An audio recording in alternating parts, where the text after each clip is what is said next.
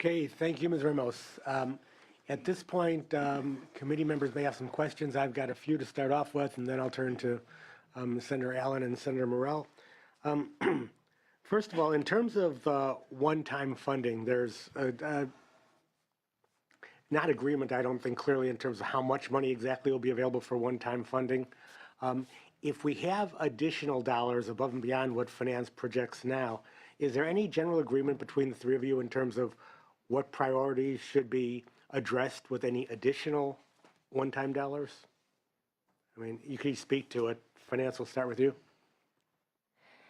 I think everyone is committed, the governor, the legislature, in continuing to pay down the debts and liabilities. And when you do that, that is a one-time investment that's available the next year. And then also moving towards full implementation. So I think depending on the resources, the mix of which we are not, we're not sure of yet, but it'll depend on the mix and determining the mix of spending. Okay, we're almost there in terms of paying down the debt outside of mandates. Mandates, yes. Yeah. Okay, Elio? I think we share Finance's view that additional payments toward the mandate backlog would make a lot of sense. One other item we think deserves your very strong consideration is additional funding for facilities. Last month, as you know, we released a roadmap for developing a new facility program that would be based on an annual per pupil grant. And we would suggest in giving districts some upfront funding to help implement the transition to that new system. We think that using some of this increase that likely will materialize and allocating it to districts for facilities could help manage that transition, provide upfront funding for projects, and address some of the deferred needs that districts have. And so an allocation for facilities, we think, has a lot of merit as you think about using this funding. Okay, so I'm hearing additional debt repayment, possibly facilities, CD? So no agreement. We would suggest using the money for Common Core. Schools are in the process of taking that assessment right now, and we think the need will be greater than ever to provide schools with additional resources. Well, no agreement is a good thing. It gives the legislature a menu of choices then if additional dollars do materialize. Thank you. You mentioned facilities. Is there agreement that Prop 98 dollars can be used for facilities as opposed to GO bonds or state bonds? I mean, can the one-time money be used to, whether it's the best use or not, it's generally agreed that it's an appropriate use or not, starting again with finance and go to Crest. Those are things that we're looking into, and I know there's several meetings and groups talking through a lot of these, but at this point, we don't really have a comment on that. Okay, did you have? Yeah, Juan Morales with Department of Finance. As Ms. Brzezinski said, right now we're exploring all solutions when it comes to funding a new program, whether it's inside or outside of 98. We do recognize that there's a lot of concerns and challenges when you consider both inside and outside of 98. In fact, when we met with stakeholders in the fall, we heard divergent views on this issue, but it's something that we're currently still exploring. Okay, thank you. Other comments on the Prop 98 appropriateness? I think we would just note that the state in the past has funded a wide variety of facility programs within Proposition 98, the Prop 39 Clean Energy Grants, the Deferred Maintenance Categorical Program, the Emergency Repair Program, and so that we think the state has options as far as how it wants to fund this program, inside or outside of Proposition 98, and it's not necessarily an either-or proposition either. The state could could fund maybe by adjusting Proposition 98 for some of that, maybe not a full adjustment. It's really a matter of the trade-offs the legislature is willing to make with other programs in the state budget or other programs in the K-14 budget. Okay, thank you. Ms. Ramos, anything? I would just say, regardless, the superintendent disagrees with using Proposition 98 for school facilities. Disagrees with that? Yes. Yeah. Okay, thank you.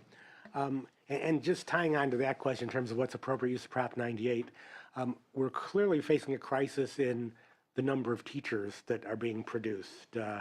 And recruitment and retention of teachers is going to be a major issue as we move forward in the next decade. Prop 98 dollars being used for teacher training.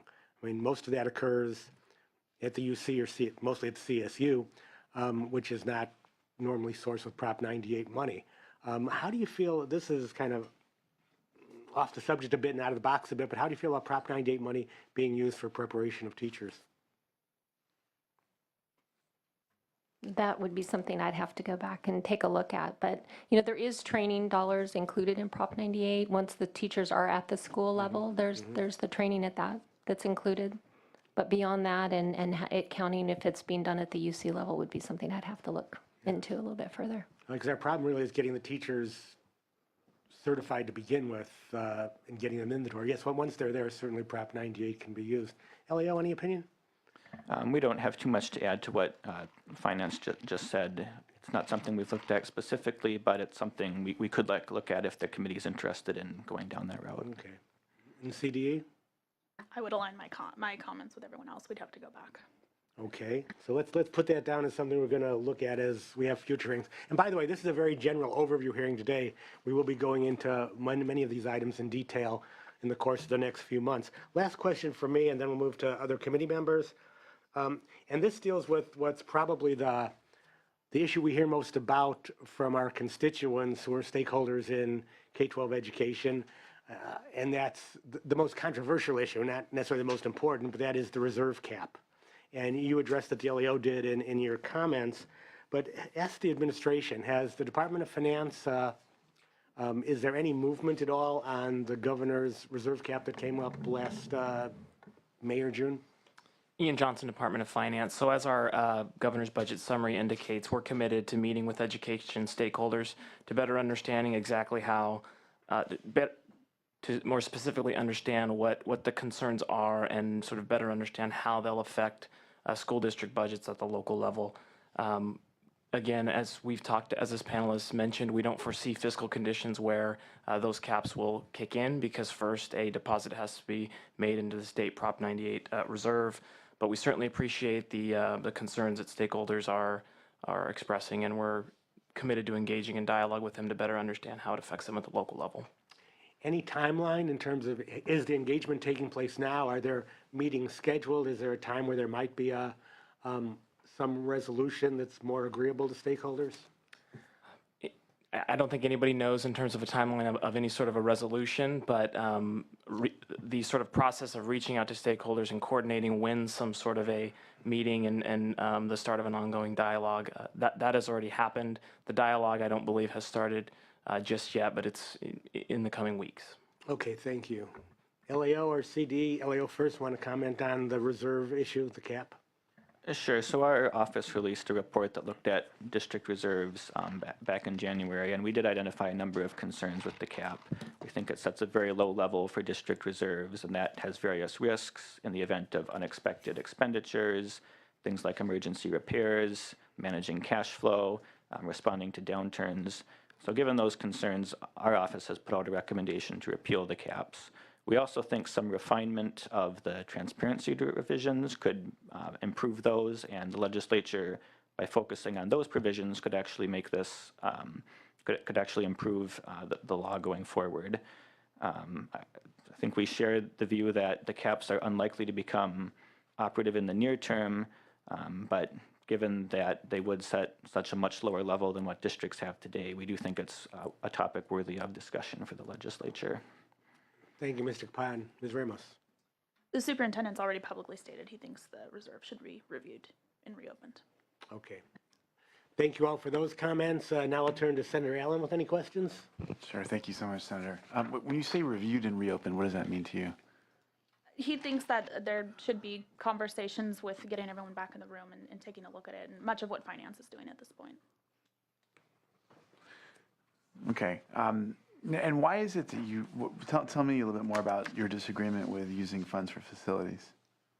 So the superintendent has never supported using Proposition 98 for school facilities. He was actually one of the members who helped architect the current plan that's in place when he was in the assembly, and just feels that facilities have generally fallen out of 98, going back to, I think, some reports even in the 50s, and feels that it puts too much strain on the dollars for actual instruction in the classroom. Even in the context of a one-time spending conversation? I have not posed that question directly to him, but he's pretty adamant in his opposition of using 98. Let me get a better sense of what, when we say this is, when you talk about one-time funding within the context of 98, what exactly are you talking about? I mean, 98 is, is such a complex formula. Can you parse that apart a little bit more, or? Sure, some streams of funding coming out of Prop 98 will be continuous year after year. Other streams are clearly streams that don't repeat themselves. So those would be the one-time funding, and probably if anybody else wants to add to that. I think the one-time funding happens where we appropriate a specific level, thinking the guarantee will be, say, 60 billion. We get to the end of the year and realize the minimum guarantee is really 62 billion. Well, the year is already over. We can't go back and give schools money for a year that's already happened, but we just have to make a one-time payment to true up that year's funding level, but it's not an ongoing increase. And we have to be careful, of course, not to fund ongoing programs with one-time money. Right. And when you say true up, I mean, we have to send that money with instructions? The legislature has essentially full discretion for how it's spent, but we just have to provide that total dollar amount.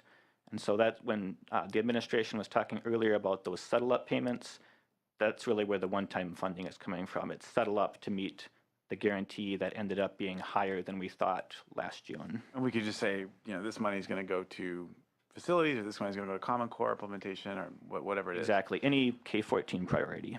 And basically the argument, so I would assume the superintendent would say, facilities ought to be funded out of a school bond or something like that. A school bond, he's also open to looking at other methods. Like what? Well, that's been the struggle, is no one's ever found a really other good method to date. But doesn't mean he's not willing to continue to have the conversation about some states use specific taxes.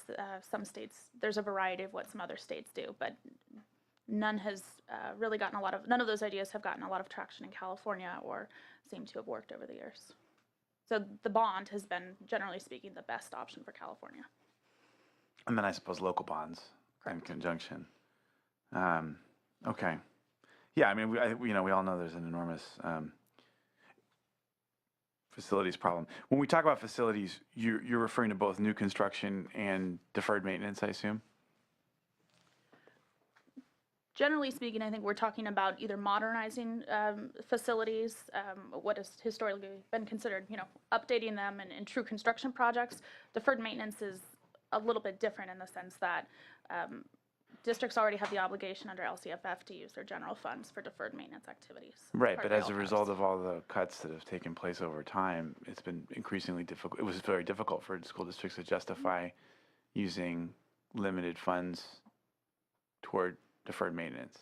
What would the superintendent object to that? I mean, because ultimately, in the end of the day, devoting things to deferred maintenance would free up extra general fund monies, which of course otherwise should be going to instruction. So it's less of a, there's less of a, it's more, it would be better for the kind of curricular, instructor, and academic side of the ledger. So deferred maintenance is currently within 98, and I don't think he is suggesting we take it out of where it is at this point. Yeah. Yeah, okay. I mean, that might be interesting to kind of provide school districts with a menu of options for one-time money where they could, use it for several sources, for several different types of expenditures based on their own, perception of their own needs. Because some districts have enormous deferred maintenance needs, others less so because they have much newer buildings. And interesting. Okay, I want to ask about these liabilities and debts and get a better sense of this mandate backlog. What does that mean? What was it? One of you mentioned that. I think it was the gentleman from LAO. Sure. So this goes back to a provision of the Constitution that was approved in the late 1970s.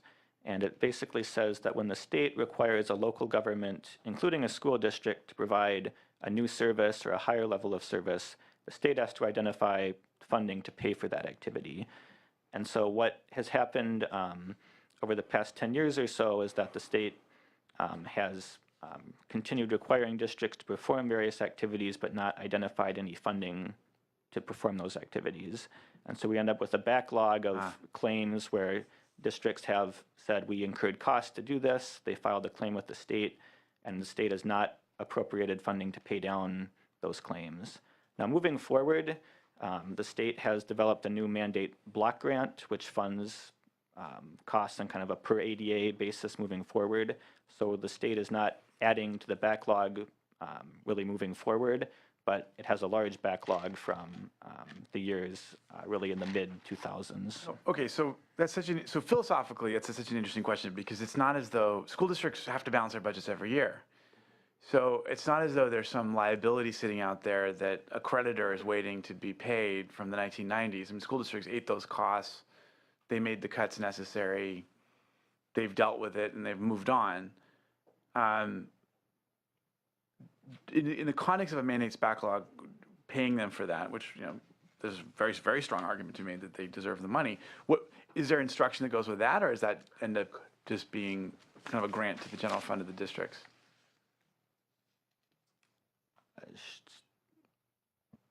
You know, let me break in for a second here, because on March 19th, we're going to have a hearing just on facilities issues to dig more deeply. And then on March 26th, we're going to have a hearing just on mandates.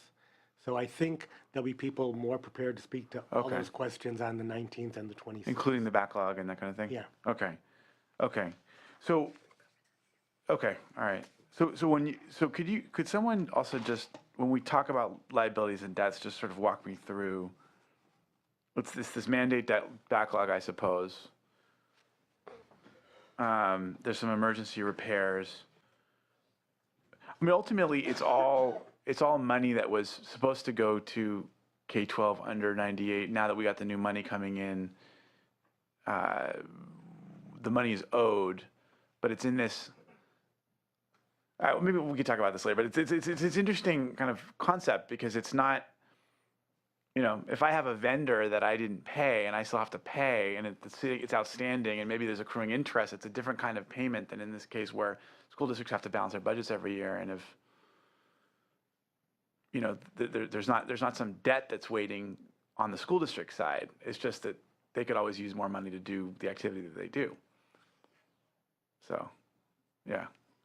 So I think on the mandate backlog, there was I think that's a very good point, that it's much different than the debt, say, for the unfunded liabilities for the teacher's retirement system, Right. or some obligation, as you say, that we owe an external agency.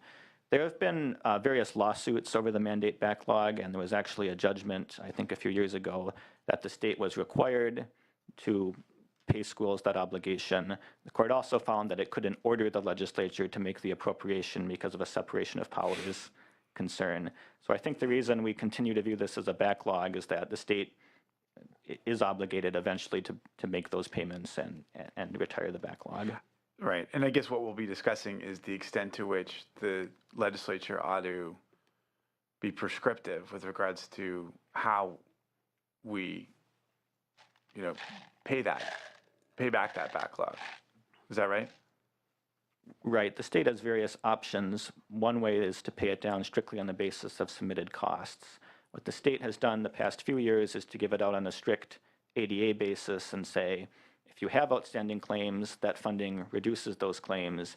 If you don't, we'll let you keep the additional funding anyway. And the idea is that that approach pays down the backlog, but also ensures that everybody receives at least some level of funding. But it does, and it's now does, how much is payment of the backlog wrapped in with the reserve cap formula? So the idea being, if there's all this new money that comes back for backlog, is that all of a sudden going to trigger the reserve cap? They don't interact directly. The reserve cap is triggered based on total Proposition 98 funding.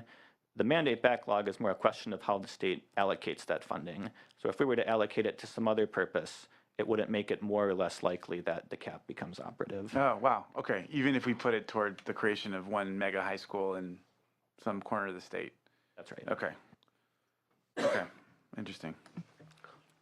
Okay, Senator Morell has not arrived, so we will move. I want to thank and excuse this panel. And now we have an opportunity for public comment. Members, you all can go. Members of the public who want to address the committee, I'll ask you to fill the seats at the table. Each take up to 2 minutes for a comment. We'll move from left to right. My left to right.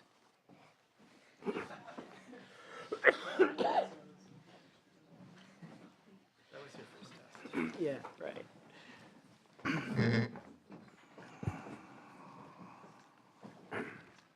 We have 4 people who've come forward. Any other members of the public want to address the committee at this time? Okay, then we'll begin on my left. Please introduce yourself, state the organization you work with, and again, limit your remarks to 2 minutes, but if you want to submit written documentation as lengthy as you wish, you may do so to the sergeant, and we will read them. Mr. Chairman and members, Brendan Tuig on behalf of Ed Voice. Thank you for having me here today. It's a pleasure. Over the years, Ed Voice has been vocal about the negative impact related to deferrals. As finance noted, at one point, we had more than $10 billion in inter-year deferrals. These late payments put a lot of strain on districts, especially low-wealth districts, who had to borrow at their own expense to cover the gap. There was also additional teacher layoffs because of deferrals. So we're pleased that the governor's budget contains the $992 million to get rid of or pay down those that last set of deferral payments, and which was required by the trailer bill last year. And we're looking forward to closing this chapter on deferrals. So thank you very much. Thank you. Next speaker. Thank you, Mr. Chair and members. Jeff Baca, representing the California Association of School Business Officials. And just this week, we have submitted a lengthy letter to you on our positions on the budget. So I'm going to limit my remarks to some of the issues that have come up today. Senator Allen, with regard to the wall of debt, our organization very much supports the governor's effort to retire that wall of debt, which we view as monies that are owed to schools. The previous speaker made reference to retiring the deferrals. We very much support that. We also support the governor's proposals on the emergency repair program and to provide funding for the mandate backlog. With regard to the reserve caps, that also came up in the hearing today. We do concur with the LAO's recommendation to repeal those caps. But we are indeed engaged with the administration on that conversation. And in fact, the statewide organizations, both on management and labor, will be having its first meeting with the administration next week to begin those conversations. On school facilities, we continue to believe that the most appropriate way to fund school facilities, modernization and new construction, is through bond financing, through a state and local partnership. We do have concerns about a one-time solution that would involve general fund, either within or outside of Proposition 98. We very much oppose encroachment into Proposition 98, and we would be concerned about a slippery slope, even if it was characterized as a one-time expenditure.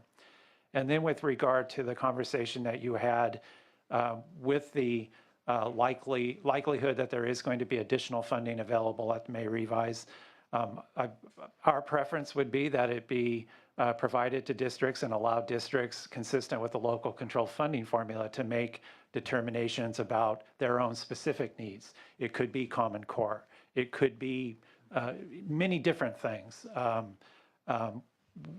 So we're having those conversations about priorities, but we will always sort of be on the side of giving the greatest amount of flexibility possible. Thank you. Thank you. Next speaker. Good morning, Senator Block and Senator Allen and staff. Martha Alvarez, San Diego Unified School District. Similar to the previous speaker, San Diego Unified, we agree with the governor's proposal to allocate $4 billion for LCFF. And come May revision, we continue to encourage the legislature to appropriate ongoing money for LCFF. School districts were far from reaching our targets, and what we need right now is the flexibility to use the most money that we can for the programs that we want to do locally. Regarding the one-time money, we agree with the governor's approach to eliminate deferrals and the $1.1 billion for K-14 mandatory payments. We do encourage the legislature and the governor that if there's additional one-time money come the May revision, that you further appropriate additional one-time dollars for mandates. Like the previous speaker, we also agreed that school districts need the discretion locally to decide what those priorities are.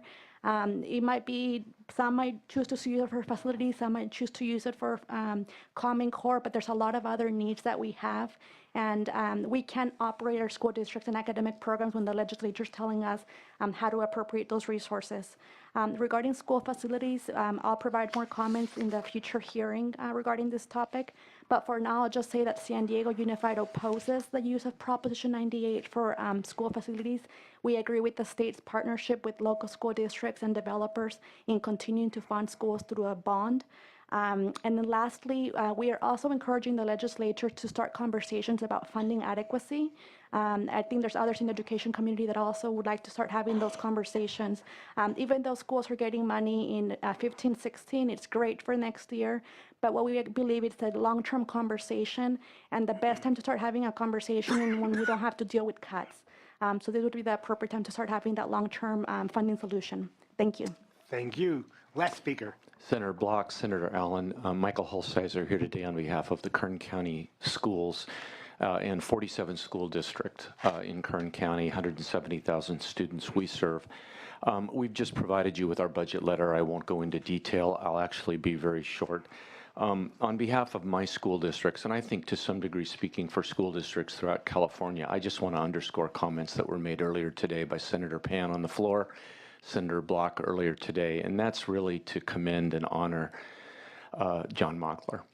This budget is absolutely a reflection of the brilliance of John Mockler and the governor's adherence to the principle of restoring cuts that have been made to schools that were made by necessity by the legislature in the recession.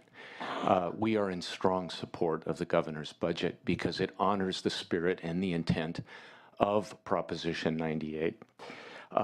There is only one tweak, if you will, to this budget that we would ask this committee and the governor to consider, and that's to actually fund a bill of Senator Block's, and that's SB 191, which we believe restores and corrects an existing inequity in the LCFF around school transportation funding. And we would ask you to take a look at that. I know we'll have an opportunity to talk about that at a later date, but beyond that, we just commend the governor's budget. Thank you.